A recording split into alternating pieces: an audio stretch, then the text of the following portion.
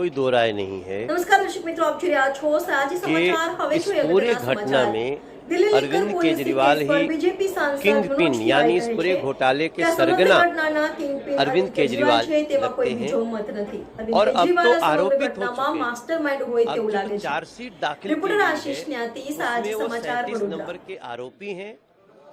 और सबसे महत्वपूर्ण बात कि कोर्ट के माननीय न्यायाधीश ने ये सब कुछ देखने के बाद उन्होंने कहा है कि इनके खिलाफ पर्याप्त सबूत आ गए हैं, जिसके आधार पे अपराधी के खिलाफ यानी अरविंद केजरीवाल के खिलाफ आगे की कार्रवाई होनी चाहिए। आप कह रहे हैं कि दिल्ली की जनता भी ये कह रही है कि उनको नैतिकता के आधार पर जो उनके ऊपर आरोप लग रहे हैं उस आधार पर इस्तीफा दे देना चाहिए, क्योंकि हमेशा से कहता है अगर मेरे ऊपर एक भी आरोप लगे तो मैं ऐसा करूँ। आप मानते हैं कि ऐसा कुछ होगा? 100% चुनाव में अरविंद केजरीवाल जी ने कहा कि आप वोट दे करके मुझे जेल जाने से बचाइए। जनता ने उनको वोट नहीं दिया, तो जनता ने एक प्रकार से तो रेफरेंडम अरविंद केजरीवाल ने मांगा और जनता ने दे दिया।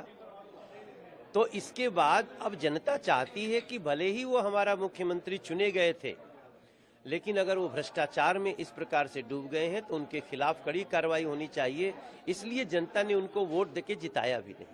एक सवाल ये भी है कि इंडिया अलायंस में अब वीक नजर आ रही है, क्योंकि दिल्ली कांग्रेस ने अब साफ कर दिया, रिव्यूज वगैरह किए, उसके बाद साफ कर दिया कि आम आदमी पार्टी के साथ वो आने वाले चुनाव नहीं लड़ेंगे। कैसे देखते हैं? देखिए, कांग्रेस का तो जो इतिहास है वो कभी भी किसी का होने का नहीं है। उन्होंने अपनी बढ़त के लिए आम आदमी पार्टी का जो फायदा लेना था ले लिया। अब वो अलग हैं और दोनों पार्टियों का जो मूल है वो भ्रष्टाचार में लिप्त है। दोनों पार्टियों का जो आचरण है वो समाज विरोधी है। दोनों पार्टियों का जो आचरण है वो कहीं न कहीं देश विरोधियों को सहयोग करने वाला है। ऐसे में ये अलग तो इनको होना ही था, ये कभी एक नहीं थे। लेकिन आगे दिल्ली की दुर्दशा में यही दोनों कारण हैं। दोनों को दिल्ली की जनता पहचान चुकी है और अब वो इन पे भरोसा नहीं करेगी, बीजेपी को चुनेगी।